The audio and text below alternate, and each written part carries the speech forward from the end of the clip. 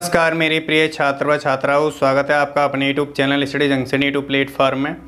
तो आज की वीडियो के माध्यम से हम चर्चा करने वाले हैं क्लास 10th एनसीईआरटी मैथमेटिक्स 2024-25 के लिए।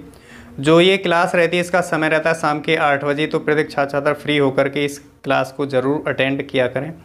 और जो भी छात्र छात्रा इस वीडियो के माध्यम से, इस चैनल के माध्यम से नए जुड़ रहे हैं, चैनल को सब्सक्राइब करके बेल आइकन को जरूर प्रेस कर लेना, जिससे कि आपको यहाँ से जैसे ही वीडियो अपलोड होगी इसका नोटिफिकेशन आपके पास सबसे पहले समय से पहुँच जाएगा। और ये चैनल आपके लिए बहुत ही महत्वपूर्ण होने वाला है एग्ज़ाम की दृष्टि से, यूपी बोर्ड एग्ज़ाम 2025 के लिए। तो इसी चैनल के माध्यम से हम जैसे कि हम सोशल साइंस और ड्राइंग के जो मल्टीपल चॉइस क्वेश्चन यानी 20 नंबर का जो क्वेश्चन आता है मल्टीपल चॉइस क्वेश्चन, उस पर महत्वपूर्ण जो क्वेश्चन होते हैं उन पर हम चर्चा करते हैं। साथ ही लघुत्तरी, अतिलघुत्तरी और विस्तृत जो भी क्वेश्चन होते हैं आपके, उन पर महत्वपूर्ण होते हैं, उन पर मैं चर्चा लगातार करते आ रहे हैं।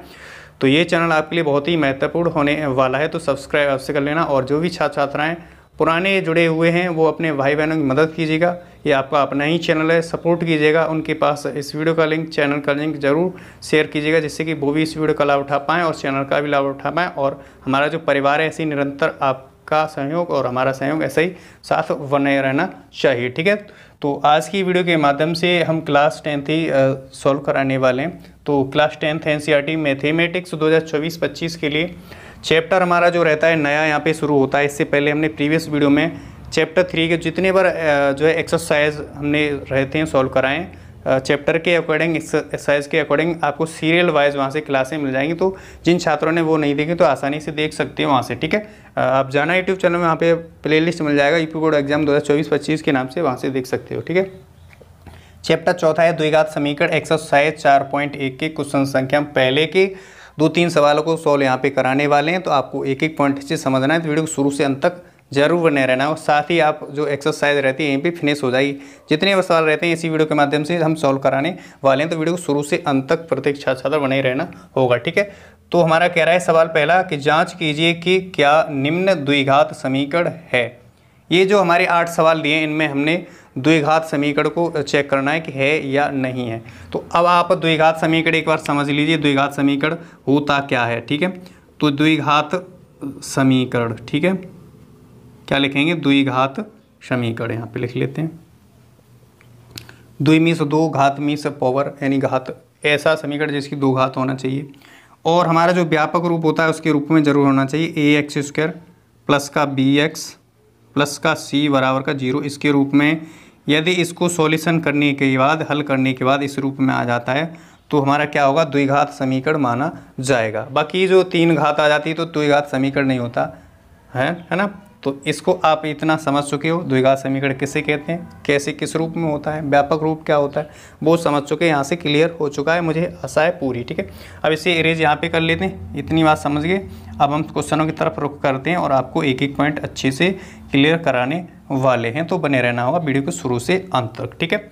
तो यहाँ पे पहले क्वेश्चन को सॉल्व कर लेते हैं, ठीक है। पहला क्वेश्चन कह रहा है कि x+1 का होल स्क्वायर, तो लिखेंगे x+1 का होल स्क्वायर लिखेंगे, बराबर का दूना यानी 2 गुणा, कोष्टक में दिया x माइनस का 3 दिया।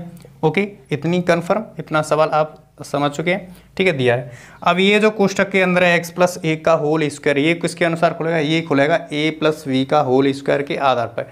जितनी बार सर्वसमीकरण रहती है हमने इसी चैनल के माध्यम से चर्चा पुराने पिछली वीडियो में हम करा चुके हैं। तो जिन छात्रों ने नहीं देखी तो आप प्ले लिस्ट में जाएंगे, आपको वहाँ पर सर्वसमीकरण नाम से आपको प्ले लिस्ट मिलेगी, उसको ओपन करोगे तो आपको 10 से 12 सर्वसमीकरण यहाँ पे मिलेंगी। तो आपको सीरियल वाइज उससे रिलेटेड जो क्वेश्चन रहते हैं उसको भी हमने सॉल्व कराया, सर्वसमीकरण सारी वहाँ पे चर्चा किए हैं, ठीक है। अच्छे से समझना होगा, आप आसानी से बेस भी मजबूत कर सकते हैं इस चैनल के माध्यम से, ठीक है। तो यहाँ से x+1 का होल स्क्वायर यानी a+b का होल स्क्वायर बराबर होता है a² + b² प्लस का 2b, इसके अनुसार ही खुलना है इसके, ठीक है। तो x स्क्वायर a² यानी x² प्लस b की जगह कितना है, b की जगह 1 का वर्ग हो जाएगा प्लस का 2, a की जगह x है, b की जगह कितना 1 है, ठीक है, बराबर का, इसका गुणा करेंगे 2 का गुणा x में करेंगे 2x हो जाएगा, ठीक है, प्लस और ये माइनस माइनस होता है, 2 का गुणा 3 में करेंगे 2 3 6 हो जाएगा, ठीक है। यहाँ तक सभी कन्फर्म समझ चुके हैं, ठीक है। x का वर्ग करेंगे तो x² आ जाएगा, ठीक है, प्लस 1 का वर्ग करेंगे 1 आ जाएगा, ठीक है, प्लस का 2 का गुणा x में करेंगे 2x और 1 का गुणा करेंगे 2x में तो 2x ही आ जाएगा, ठीक है, बराबर का 2x प्लस का 6 आ जाएगा, ठीक है, सॉरी माइनस का ए तो माइनस का 6 आ जाएगा। ओके, यहाँ तक कन्फर्म। अब हम करने वाले पक्षांतर इस तरफ, ये जो इस वाला जो पद हैं ये इस तरफ 75 करके लाएंगे तो प्लस वाला संख्या माइनस का हो जाता है, माइनस वाली संख्या प्लस वाली हो जाती है। ये सभी आप पहले से पढ़ते आए हैं, आगे क्लासों में भी और पढ़ते आए, ठीक है।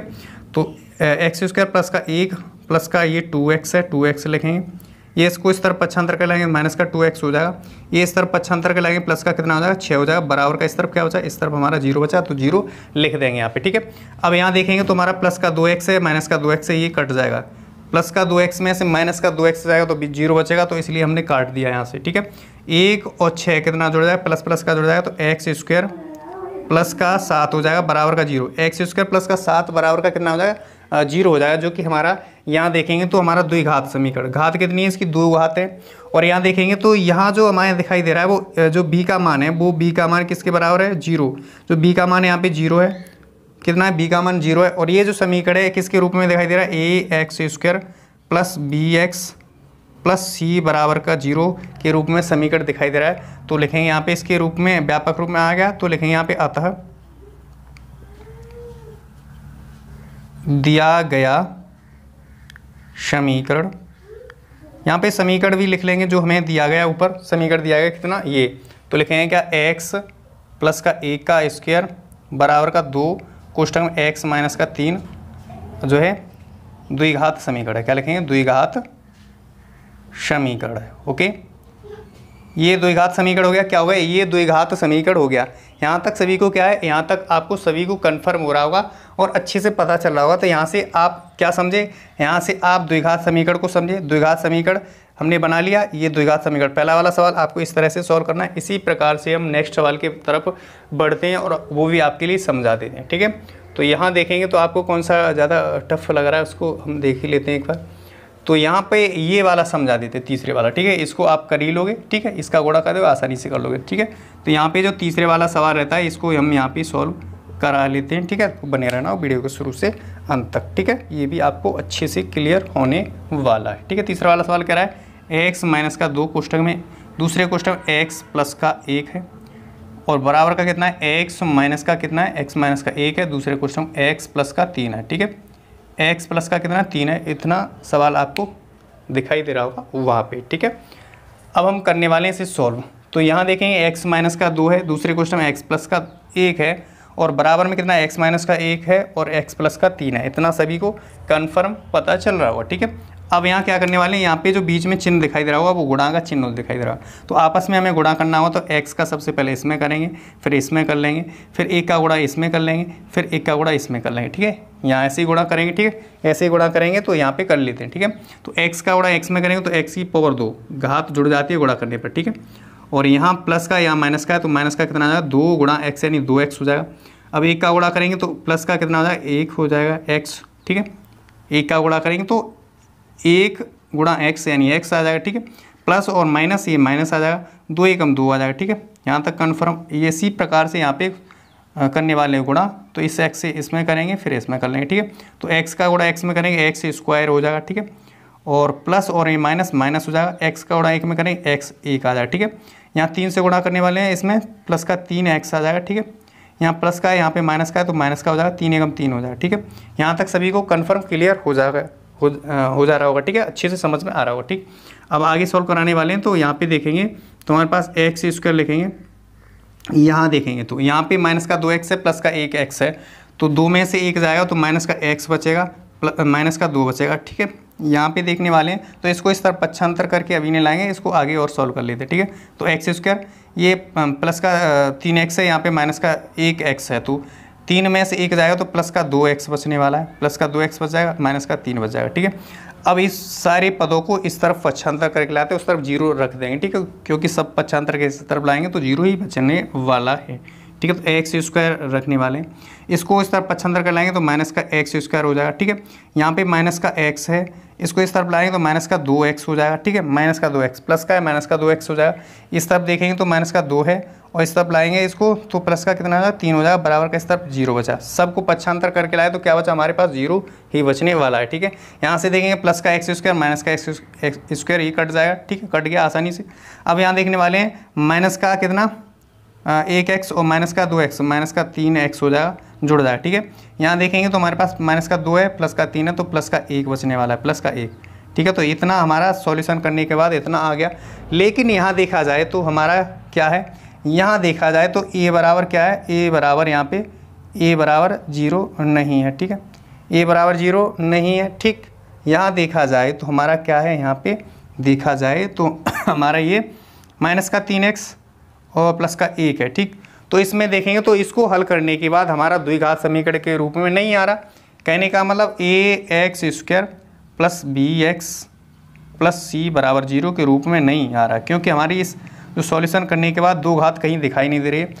इसमें दो घात अवश्य होने चाहिए, द्विघात यानी दो घात वाला ऐसा समीकरण जिसकी दो घात होनी चाहिए द्विघात समीकरण कहलाता है। ठीक है, तो दो घात नहीं दिखाई दे रही, इसलिए ये जो समीकरण है ये द्विघात समीकरण नहीं होगा, द्विघात समीकरण नहीं होगा। ठीक है, अतः लिखेंगे, अतः दिया गया समीकरण x माइनस का 2 गुणा x प्लस का 1 बराबर का x माइनस का 1 गुणा x प्लस का 3 द्विघात समीकरण नहीं है। दोनों तरीका से आप समझ गए। तो अब हम नेक्स्ट सवाल की तरफ बढ़ते हैं। तो ये आप आसानी से सबको सॉल्व कर लेना। हम यहीं पे एक सवाल को और सॉल्व कराने वाले हैं, तो आगे वीडियो को शुरू से अंत तक बने रहना, और आगे जो इसके ही सवाल रहते हैं अन्य, उन पर हम चर्चा करने वाले हैं इस वीडियो के माध्यम से। आप वीडियो को लास्ट तक जरूर बने रहना। अब हम क्वेश्चन संख्या पहले के 8वें को यहाँ पे सॉल्व करने वाले हैं, तो आपको ये भी अच्छे से समझ में आ जाएगा। ठीक है, तो 8वां ये सवाल है। बाकी आपके जो सवाल रहते हैं उनको आपको कमेंट बॉक्स में सॉल्व करने के बाद कमेंट बॉक्स में उसका आंसर जो है पिन ज़रूर कर देना होगा। ठीक है, तो यहाँ पे पहले के 8वें को अब सॉल्व कराने वाले हैं, तो आपको ध्यानपूर्वक अच्छे से वीडियो को देखना होगा और समझना होगा। तो हमारे पास दिया x³ दिया, माइनस का 4x² दिया, माइनस का x दिया, प्लस का 1 दिया, बराबर में दिया क्या, x माइनस 2 का होल क्यू दिया। यहाँ तक सभी को कन्फर्म। ये जो हमारा त्रिघात समीकरण दिया हुआ है 3 घात वाला, मैक्सिमम घात क्या है 3 है, इसको हमें सॉल्व करना है किसके अनुसार, a माइनस वी का होल क्यू के अनुसार सॉल्व करना है, जो कि सरल समय का हमारी होती है a³ माइनस का b³ माइनस का 3, ये भी कोष्टक में माइनस का a माइनस का v होता है। ठीक है, ये आप सभी जानते होंगे। तो x³ लिखेंगे, माइनस का 4x² लिखेंगे, माइनस का x लिखेंगे, प्लस का 1 लिखेंगे, बराबर का a³ यानी x की पावर 3 हो जाएगा, डायरेक्टली करते हैं। ठीक है, माइनस का b³ यानी b की जगह कितना है 2, 2 का घन हो जाएगा, 2 का घन 2 दूनी 4 दूनी 8, 8 हो जाएगा। ठीक है, तो माइनस का 8 हो जाएगा। ठीक है, माइनस 3ab यानी 3ab, 3 का गुणा x में करेंगे 3x हो जाएगा, और 3x का गुणा 2 में करेंगे 6x हो जाएगा, 6x हो जाएगा। ठीक है, कोष्टक में लिखेंगे x माइनस का 2 लिखेंगे, क्या लिखेंगे x माइनस का 2 लिखेंगे, आगे सॉल्व कर रहे होते हैं। तो x³ लिखेंगे, माइनस का 4x² दिया है, माइनस का x दिया, प्लस का 1 दिया। यहाँ तक सभी को पता चल रहा हो अच्छे से। x³ है, x³ लिख लेंगे, माइनस का 8 है, माइनस का, अब यहाँ पे गुणा करने वाले, इसको खोलने वाले हैं, गुणा करने वाले, तो माइनस और प्लस माइनस हो जाएगा। 6 का गुणा x में करेंगे, 6x का गुणा x में करेंगे तो 6x यानी 1 यानी 6 हो जाएगा, 6 कम 6, x का गुणा x में करेंगे तो x² हो जाएगा। ठीक है, माइनस और माइनस हो जाएगा प्लस का, माइनस और माइनस प्लस का हो जाएगा, 6 का गुणा 2 में करने वाले, 6 दूनी 12 और x हो जाएगा, क्या हो जाएगा 12x हो जाएगा। यहाँ तक सभी को अच्छे से कन्फर्म। अब इसको सबको पक्षांतर करके इस तरफ लाएंगे, इस तरफ लाएंगे तो जो हमारा कटने वाला है उसे काटेंगे, जो बचने वाला है उसे बचाएंगे। ठीक है, तो x³ है हमारे पास माइनस का, इसको इस तरफ लेके आएंगे तो इसको प्लस का है x³ माइनस का हो जाएगा x³। ठीक है, यहाँ माइनस का 4x² है, ये हमारा दिया है माइनस का 4x²। ठीक है, इसको इस तरफ लाएंगे, माइनस का 6x² है तो इस तरफ लाएंगे तो माइनस का हो जाएगा, प्लस का हो जाएगा 6x² हो जाएगा। ठीक है, यहाँ तक कन्फर्म। और माइनस का कितना है, माइनस का x दिया तो x वाला पद को लाएंगे तो ये जो पक्षांतर करके लाएंगे माइनस का कितना हो जाएगा 12x हो जाएगा, प्लस की संख्या है माइनस का, इस तरफ पक्षांतर करने पर माइनस का हो जाएगा। ठीक है, प्लस का 1 है तो प्लस का 1 लिख लेंगे, इसको इस तरफ लाएंगे, जो माइनस का चिन्ह दिया है इसको इस तरफ लाएंगे तो प्लस का क्या आ जाएगा, प्लस का 8 हो जाएगा, और इस तरफ क्या बचा, इस तरफ सबको पक्षांतर करके लाए तो हमारे पास क्या बचा, हमारे पास बचा 0। ठीक है, यहाँ तक कन्फर्म।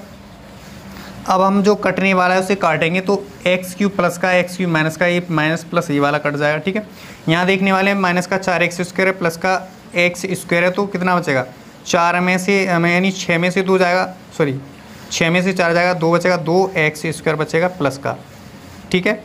यहाँ देखेंगे माइनस का 1x है और माइनस का 12x, तो माइनस माइनस में जुड़ जाएगा, जैसे प्लस प्लस में जुड़ा था, माइनस माइनस का कितना हो जाएगा, माइनस का 1 और 12 13, यानी 13x हो जाएगा, ठीक। यहाँ देखने वाले हैं तो प्लस का 8 है, ये प्लस का 8 है, ये 1 है, तो 8 और 1 9, तो प्लस का 9 हो जाएगा, बराबर का कितना हो जाएगा, बराबर का हमारा 0 हो जाएगा। अब हमारे पास जो सॉल्यूशन करने के बाद आया 2x² माइनस का 13x प्लस का 9 बराबर का 0, जो कि किस फॉर्म में लिखा हुआ है, व्यापक रूप के फॉर्म में, यानी ax² प्लस का bx प्लस का c बराबर 0 के रूप में लिखा हुआ है। जब इस रूप में लिखा हुआ है तो जो है क्या होगा, ये द्विघात समीकरण होगा, ठीक है। तो यहाँ पे लिखने वाले अतः दिया गया समीकरण को लिख लेंगे। हमारे पास क्या दिया है, हमारे पास ये दिया x³ दिया, माइनस का 4x² दिया, माइनस का x दिया, प्लस का 1 बराबर का x माइनस 2 का होल क्यूब दिया। लिखेंगे अतः दिया गया, दिया यहाँ गया लिखेंगे, ठीक है। दिया गया समीकरण x³ माइनस का 4x² माइनस का x प्लस का 1 बराबर का x माइनस 2 का क्यूब एक द्विघात समीकरण है, ठीक है। तो मुझे पूरी आशा है कि पहले के हमने 8 क्वेश्चनों में से 3 क्वेश्चनों को कराए सॉल्व, बाकी आपके 5 रह जाते हैं। आप इसी प्रकार से स्वयं हल कीजिएगा। हल करने के बाद जो भी आंसर आए उसको कमेंट बॉक्स में ज़रूर पिन कर देना होगा, ठीक है। अब हम नेक्स्ट सवाल की तरफ बढ़ते हैं। दूसरे के जो भी 4 सवाल हैं, उन 4 सवालों में से 2 सवालों को सॉल्व कराने वाले हैं। जो कठिन रहते हैं उन पर ही चर्चा करेंगे, बाकी आप आसानी से सॉल्व कर सकते हैं। तो वीडियो के शुरू से अंत तक ज़रूर बने रहना। अब हम क्वेश्चन संख्या जो हमारा दूसरे का पहले को सॉल्व यहाँ पे कराने वाले हैं, तो प्रत्येक छात्रा को वीडियो को शुरू से अंत तक ज़रूर बने रहना होगा, ठीक है। तो आइए सबसे पहले हम सवाल को अच्छे से पढ़ लेते हैं, उसके बाद सॉल्व करेंगे। तो दूसरे का जो सवाल कह रहा है कि निम्न स्थितियों को द्विघात समीकरणों के रूप में निरूपित कीजिए। तो जो हमारी भाषा वाले सवाल हैं, इनको हमने क्या करना है, जो हमारा सवाल कह रहा है उसके अकॉर्डिंग हमें द्विघात समीकरण के रूप में व्यक्त करना है, यानी निरूपित करना है। द्विघात समीकरण बनाना सिंपल भाषा में ये कहने वाला है दूसरे वाला समीकरण दूसरे वाला सवाल ये कह रहा है, ठीक है। तो पहले वाला सवाल दूसरे का है, कह रहा है कि एक आयताकार भूखंड का क्षेत्रफल 528 मीटर स्क्वायर है, क्षेत्र की लंबाई मीटरों में दी है, चौड़ाई के 2 गुने से 1 अधिक है। हमें भूखंड की लंबाई और चौड़ाई ज्ञात करनी है। तो हमने सबसे पहले सवाल को समझ लिया। समझने के बाद हमने क्या करना है, द्विघात समीकरण के रूप में व्यक्त करना है, ठीक है। तो आइए अब हम ऐसे सवालों में जो हमारा भाषा वाले सवाल यानी लैंग्वेज वाले सवाल होते हैं, तो उसमें हमने जो पूछा होता है वो मान लेते हैं, ठीक है। तो हमें लंबाई और चौड़ाई दे रखी ज्ञात करनी है, ठीक है। क्या करना है, लंबाई और चौड़ाई हमने क्या करना है, ज्ञात करना है। और कंडीशन में ये कह रहा है, जो स्थिति है उसमें कह रहा है कि चौड़ाई है वो जो है लंबाई है चौड़ाई से क्या 2 गुने से 1 अधिक है, ठीक है। तो यहाँ क्या मानना होगा, यहाँ पे लिखना होगा कि माना कि, यहाँ पे क्या मानना होगा कि माना, यहाँ चौड़ाई को मान लेंगे, ठीक है। माना कि आयताकार भूखंड की चौड़ाई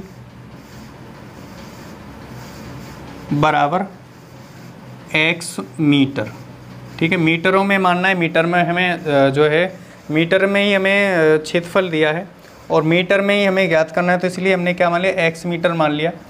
अब प्रश्न के अकॉर्डिंग चलेंगे, तो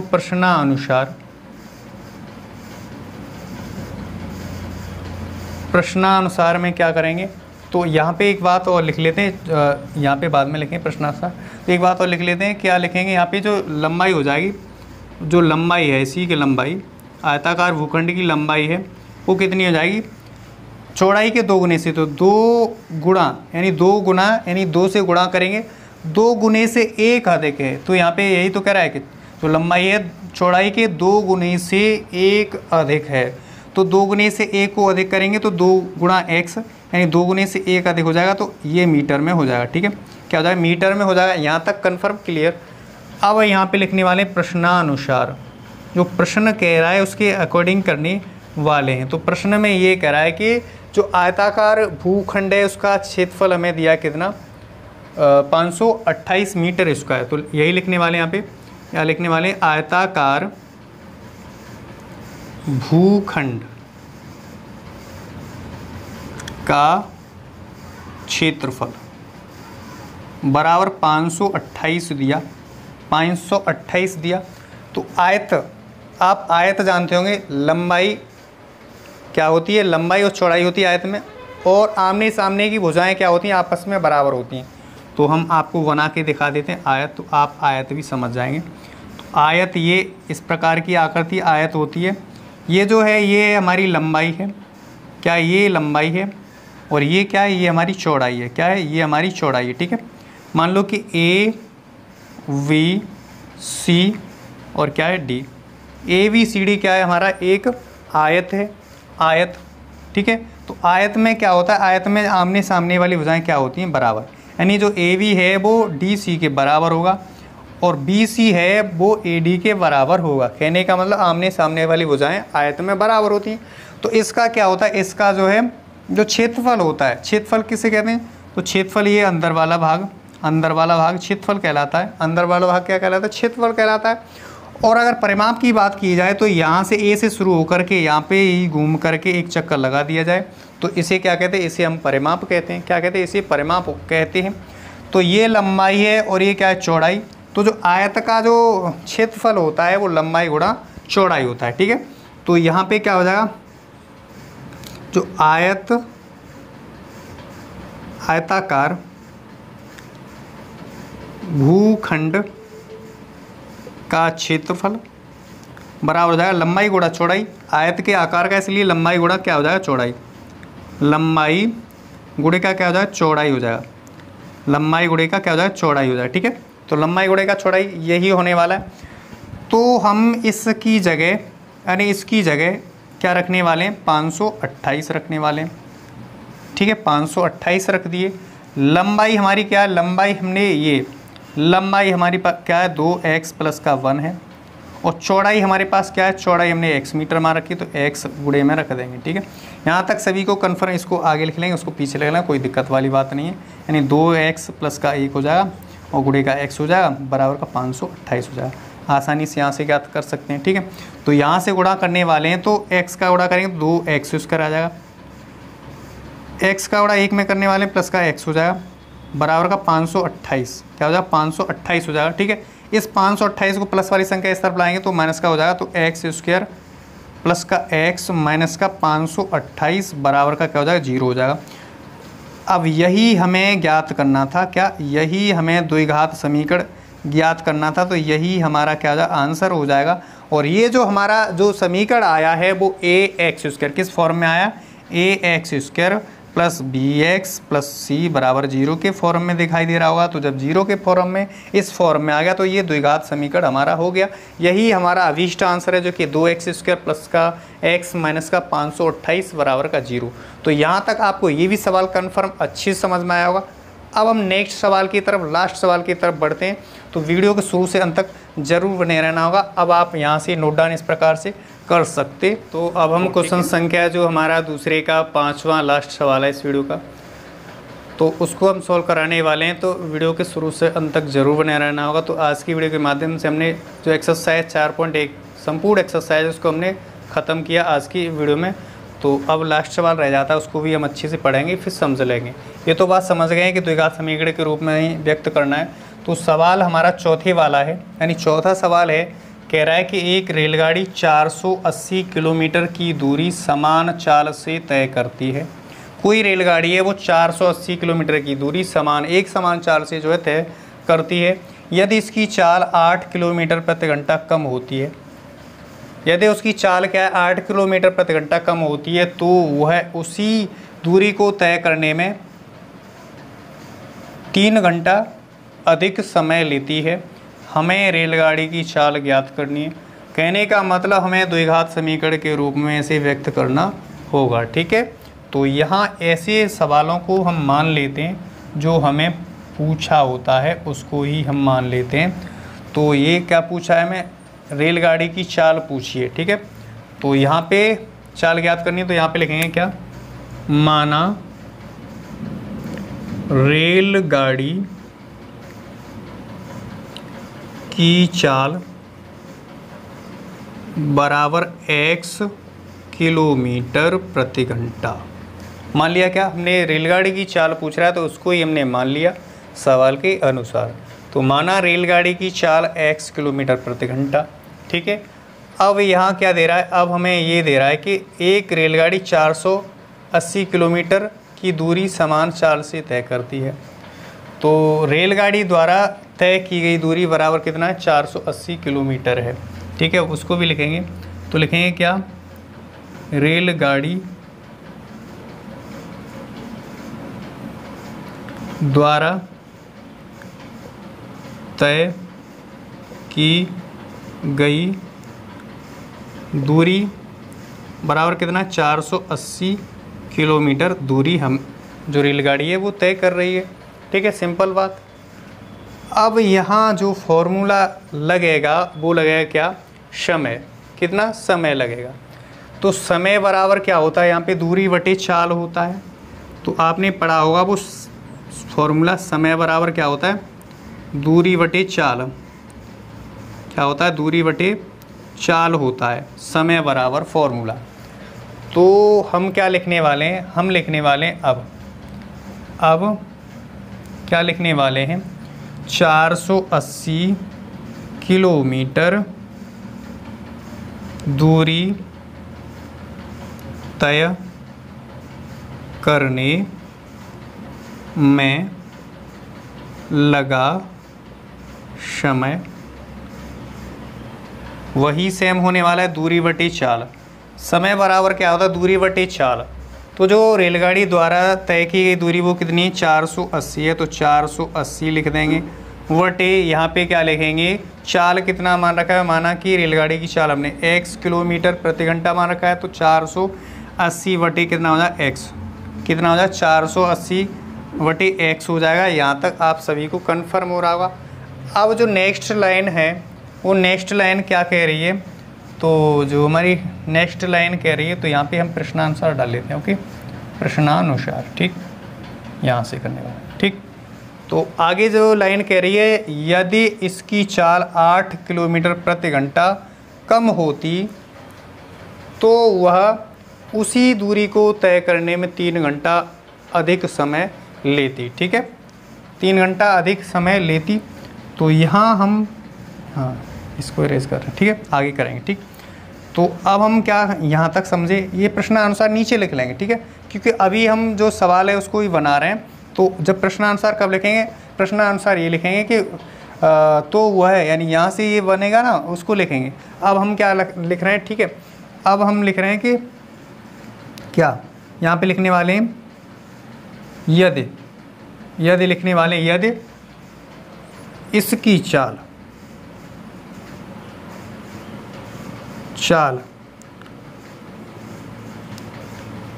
8 किलोमीटर प्रति घंटा कम होती तो 8 किलोमीटर प्रति घंटा कम होती तो जो रेलगाड़ी की चाल बनती 8 किलोमीटर प्रति घंटा, तो यहाँ चाल बनती क्या, यहाँ चाल बन जाएगी क्या, तो चाल बराबर क्या हो जाएगा, यहाँ कम हो जाएगा। तो पहले x किलोमीटर था, तो x किलोमीटर से यदि 8 किलोमीटर प्रति घंटा कम होती तो ये हमारी क्या हो जाएगा, किलोमीटर प्रति घंटा हमारा हो जाएगा चाल। ठीक है, अब के बार में कब, जब हमारी 8 किलोमीटर प्रति घंटा चाल कम होती तो x माइनस का 8 बना लिया। ठीक है, समझ में आया। अब सेम यही लिखने वाले, रेलगाड़ी यहाँ से ये तो लिखने वाले यहाँ पे, अब फिर से लिखने वाले हैं 480, यही दूरी तय करेगा, 480 किलोमीटर दूरी तय करने में लगा समय। तो वही फॉर्मूला लगाने वाले हैं, दूरी बटे चाल। तो दूरी तो वही सेम रहने वाली, कितना दूरी रहने वाली 480 ही रहने वाली है। अब के बार जो समय है वो कम होता है, समय क्या होता है, कम होता है, यानी x से 8 घंटे कम हो जाता है। तो x माइनस का 8 यानी 480 बटे x माइनस का 8 हो गया। यहाँ तक सभी को अच्छे से कन्फर्म हो रहा होगा, ठीक है। आगे सॉल्व करने वाले हैं। तो जो हमारा अब लिखेंगे यहाँ पे प्रश्नानुसार, क्या लिखेंगे, प्रश्नानुसार। अब यहाँ से हम प्रश्नानुसार, प्रश्न के अनुसार कर रहे हैं, ठीक है। तो अब हमारा क्या कह रहा है, अब ये यहाँ से फिर पढ़ लेंगे। यदि इसकी चाल 8 किलोमीटर प्रति घंटा कम होती तो वह उसी दूरी को तय करने में 3 घंटा अधिक समय लेती। उसी दूरी, कौन सी वाली दूरी को, इसी दूरी को तय करने में 3 घंटा अधिक समय लेती। तो हमने समय बराबर निकाल चुके, ये पहले वाले का, ठीक है। तो यहाँ लिखेंगे कितना, 480 लिखेंगे वटे x माइनस का 8 लिखेंगे बराबर में उसी चाल से 3 घंटे अधिक समय लेगी। तो उसी चाल, यही पहले वाली चाल, तो 480 वटे x लिखने वाले हैं प्लस का 3 घंटे अधिक समय। इससे जो पुरानी वाली चाल है उससे 3 घंटे अधिक समय लेती। तो ये हमारा, इसको संतुलन बना लिया हमने। अब इसको इस तरह पक्षांतर करके लाएंगे तो 480 वटे क्या लिखेंगे, x माइनस का 8 लिखेंगे, और इसको पक्षांतर कर लेंगे तो माइनस का 480 वटे कितना हो जाएगा, x हो जाएगा, ठीक है, बराबर का 3 रह जाएगा प्लस का, ठीक है, उस तरफ। ओके, यहाँ से हम एलसीएम लेकर, एक भिन्न बन गई तो एलसीएम लेकर के x माइनस का 8 और x आ जाएगा एलसीएम, ठीक है। तो इससे ये कटने वाला भिन्न आप सभी करने जानते होंगे। x माइनस 8 से x माइनस 8 कट जाएगा, तो x का बड़ा 480 में करें तो 480 x हो जाएगा, माइनस लगाने वाले हैं। अब हमारे पास इससे ये कट जाएगा तो इसका गुणा इसमें करने वाले हैं, तो 480 गुणे का कोष्ठक में लिखेंगे x माइनस का 8 लिखेंगे, और बराबर का हमारे पास 3 है ये पहले से, ठीक है। इतनी बात समझ में आई। आगे सॉल्व करेंगे इसे। जब आगे सॉल्व करेंगे तो यहाँ से 480x तो है हमारे पास, इसको कोष्ठक को खोलेंगे तो माइनस और प्लस माइनस हो जाएगा, 480 x हो जाएगा, ठीक है, माइनस और माइनस हो जाएगा प्लस का। 480 से हमें गुणा करना होगा 8 में, या 8 से गुणा करना होगा 480 में। तो 8 का गुणा 0 में करेंगे, 0 हो जाएगा। 8 8 64 का 4 हो जाएगा, हासिल लगा 6 बन जाएगा, ठीक है। 8 चौके 32, 32 और 6 38 हो जाएगा, कितना हो जाएगा 38, यानी 3840 हो जाएगा। फिर से ट्राई कर लेते हैं गुणा करके। 8 का गुणा 0 में करेंगे, 0, 8 8 64 हो जाएगा, हासिल लगा 6 बनेगा। 8 चौके 32, 32 में 6 जोड़ देते हैं तो हमारे पास 38 बनता है, ठीक है। और इस सबके बट्टे में क्या आएगा, सबके बट्टे में ये आ जाएगा, यानी x माइनस का 8 कोष्ठक में और x आ जाएगा, बराबर का 3 बटे 1 कर लेंगे, कैंची का गुणा कर लेंगे। यहाँ पे कैंची का गुणा करेंगे तो हमारे पास ये देख रहे होंगे आप, यहाँ से प्लस का 480x और माइनस का 4, यहाँ पे आगे काट लेंगे, ठीक है। तो 480, यही 1 से गुणा करने पर यही सेम संख्या आएगा, ठीक है। 480x माइनस का 480x, यानी 480x माइनस का 480x, ठीक है, प्लस का 3840 हो जाएगा, बराबर का यहाँ से गुणा करेंगे इसमें, तो 3 से गुणा करने वाले हैं, यहाँ से ये इधर देखेंगे तो 3 गुणे का x और गुणे का कितना हो जाएगा, x माइनस का 8 हो जाएगा, x माइनस का 8 हो जाएगा। इतनी बात सभी को कन्फर्म। आगे सॉल्व कर रहे होते हैं तो यहाँ से प्लस और माइनस वाला ये दोनों कट जाएगा, 480x में से माइनस का 480x जाएगा तो 0 बचने वाला है। इधर देखेंगे तो प्लस का कितना हो जाएगा, 3840 बचेगा। यहाँ हम गुणा कर लेंगे आगे, ठीक है। तो 3x से गुणा करेंगे x में, तो 3x यानी x का गुणा x में करेंगे तो 3x² हो जाएगा, स्क्वायर हो जाएगा, ठीक है। अब यहाँ से प्लस वाला ये माइनस का है तो माइनस का हो जाएगा, 8 यानी 24 हो जाएगा, 24, ठीक है। और x करेंगे तो x हो जाएगा 24x। यहाँ तक सभी को कन्फर्म। तो आगे पीछे करके लिख लेते हैं, कोई दिक्कत होने वाली नहीं। तो x² यानी 3x² माइनस का 24x, और इसको पक्षांतर करके इधर आप लिख लेंगे, ठीक है, 3840 यहाँ तक लिख लेते हैं। इसको इस तरह पक्षांतर करके लाएंगे तो माइनस का संख्या हो जाएगा, क्या हो जाएगा, माइनस की संख्या हो जाएगा। तो 3x² माइनस का 24x माइनस का 3840 बराबर का 0। सबको पक्षांतर करके लाए तो क्या बचा हमारे पास, 0 बचा। तो ये जो हमारा आंसर हो जाएगा वो हो जाएगा 3x² माइनस का 24x माइनस का 3840 बराबर का 0। जो कि हमारा ax² प्लस का bx प्लस का c बराबर का 0 के रूप में, जो कि हमारा द्विघात समीकरण का व्यापक रूप होता है, तो उसी फॉर्म में हमने लिखना है। तो हमें यही तो कह रहा था कि निम्न स्थितियों को द्विघात समीकरण के रूप में निरूपित कीजिए। तो हमने आज की वीडियो के माध्यम से पहले के 3 क्वेश्चनों को सॉल्व कराए, 8 क्वेश्चन दिए थे, अच्छी से समझ में आया होगा, एक एक पॉइंट क्लियर हुआ होगा। तो इसी प्रकार से आपका जो बेस मजबूत करने के लिए चैनल बहुत ही महत्वपूर्ण होने वाला है।